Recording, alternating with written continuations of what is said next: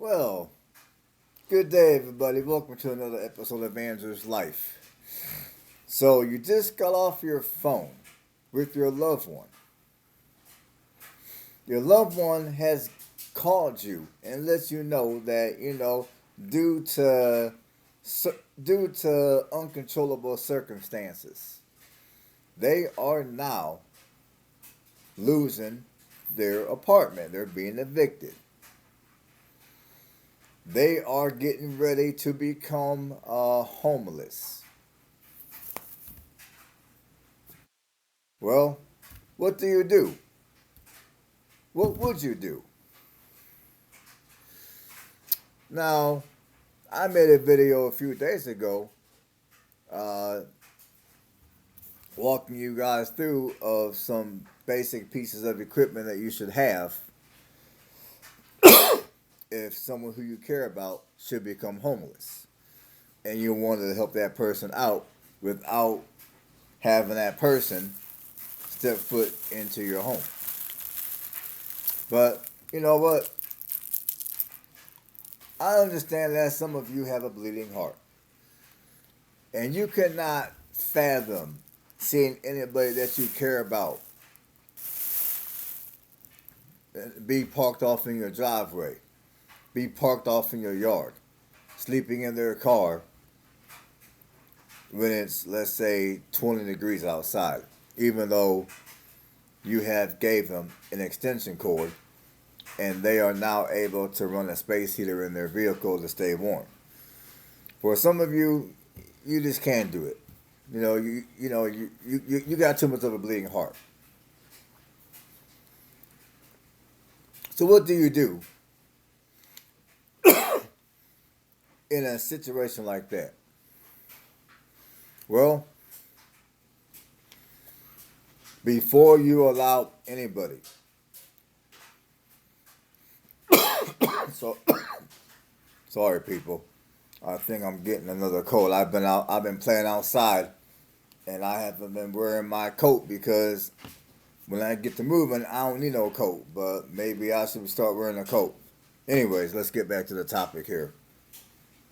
So you're one of these people that have a bleeding heart, and you just can't take seeing your loved one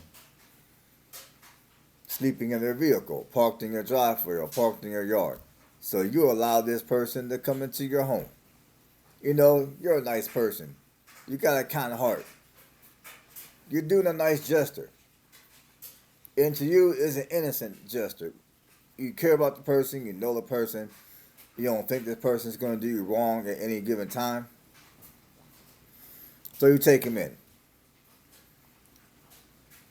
Well, what's wrong with that? Well, let me tell you what's wrong with that. If you take somebody into your home, I don't care if they're your family, I don't care if they're your best friend, I don't care how well you think you know them, I don't care how long you've known this individual. Sometimes when you take somebody in your home like that, your best friend could become your worst friend. Your closest family member could become your worst enemy as well. And your best friend could become your worst enemy. That's what I meant to say. Because sometimes what happens is when you take this person in, at some point you get sick of this person. Or this person does something that's super disrespectful. And you tell this individual to pack up all their shit and get the hell out of your house. And most of you who don't know better would assume that that's all you would need to do. I mean, after all, it is your house, ain't it? You're paying the bills, aren't you? I mean, if you're leasing, that person's name is not on the lease. If you're purchasing, that person's name is not on the mortgage. So, you know what? You're good. You don't want this person in your house. You know what? Tell them to get the fuck out of your house and then keep it moving. You're good to go, right? Unfortunately, that's not how it goes. It's not that easy. A lot of times, what may happen is you tell that person to get the hell out of your house. They tell you to go fuck yourself. I'm not leaving. Make me leave. Okay,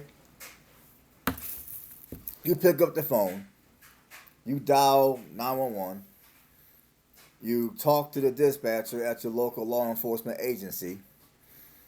They come out, and when you see them pull up as a homeowner, or whether you're renting or you're owning, whatever the case might be, you feel relieved because you see law enforcement coming to your door. You're thinking, okay, I can finally get this motherfucker out of my house. Just to find out 5 or 10 minutes into the conversation with them that you can't.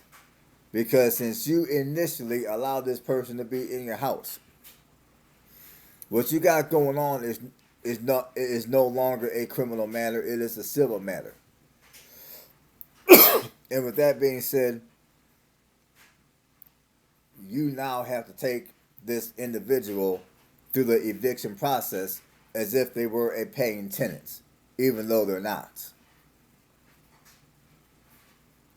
Now, obviously, I'm not a lawyer, so I would encourage you to talk to your real estate, to talk to a real estate attorney or a lawyer. And speaking of which, that's exactly what you guys need to do. For those of you that got the bleeding heart and want to allow this person that you care about to be in your home because you feel bad for them, I can't emphasize this enough. Pay a little bit of money. Pay that $500. Pay that $1,000. Hire this and hire a real estate lawyer, and sit down and get some information. And the information that you need to get is if you allow said person to live in your home, I don't care for however long,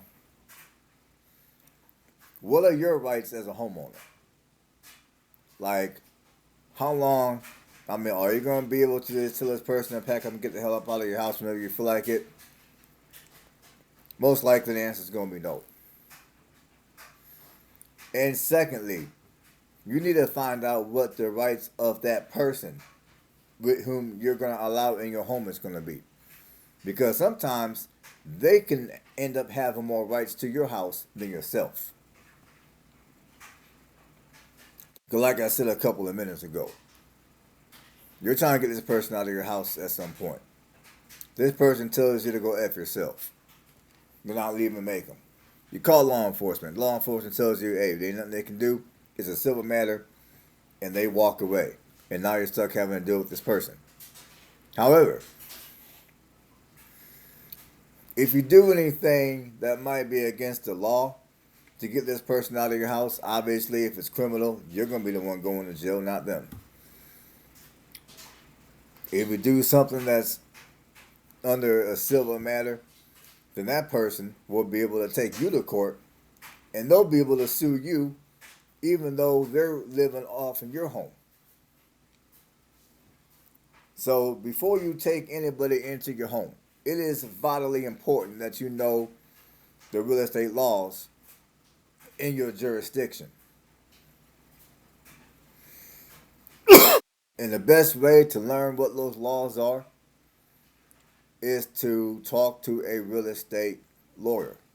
Sit down, have a conversation with this individual.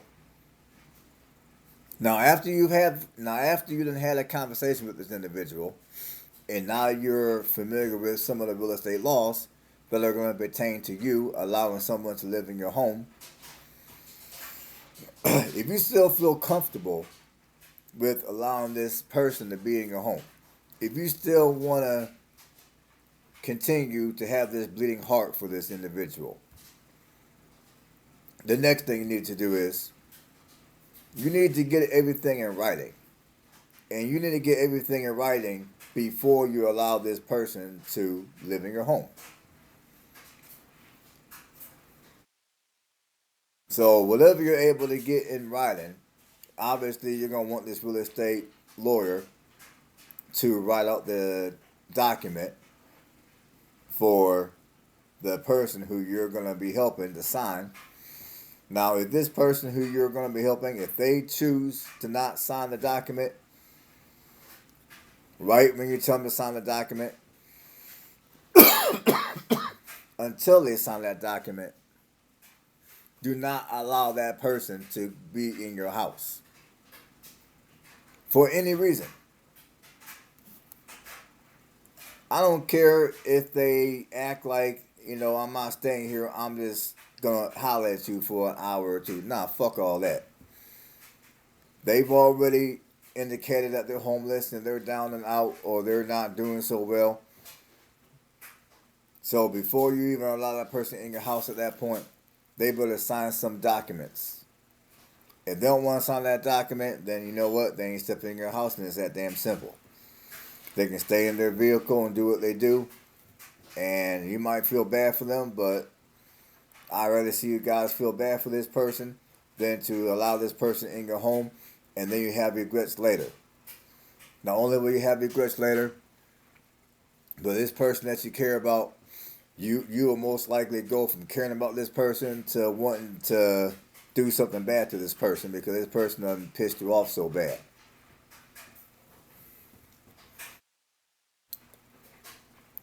So that's just right. That's just how I feel. Now, me personally, and I guess I'm an asshole for it, but I don't really care. But now, me personally, I value my own space. I value my privacy. Now, fortunately, my family, they all got it together. They got their own places. So I don't see myself having to worry about any of my family members because they all got it together. Now, as far as some of my good friends, would I allow any of them to live with me? Hell no. And I don't know how many of them are watching me right now, but if they're watching me, I said what I said, I mean what I mean, and I don't give two fucks. I wouldn't allow them to live in my house at all. If I got some money, they can stay in a hotel.